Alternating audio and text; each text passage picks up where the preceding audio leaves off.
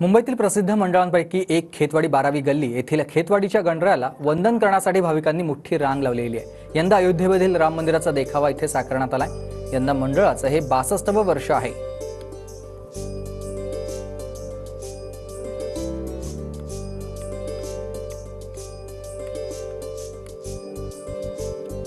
आपल्यासोबत मंडळाचे भास्कर परबजी देखील आहेत।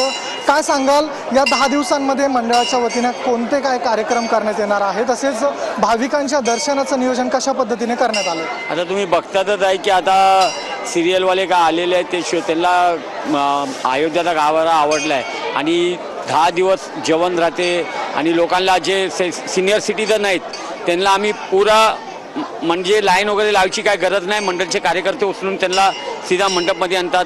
कोण गर्भवती बाई असेल, कोण बारके पोरं असेल, त्यांना लाईनीत आम्ही उभे करत नाही। आणि इकडे सर्व अशी व्यवस्था आहे की कोण कुणाला दवाखाना राहू दे, काय बी राहू दे, सर्व म्हणजे A to Z दिवस रात्र पोरं धावत राहतात।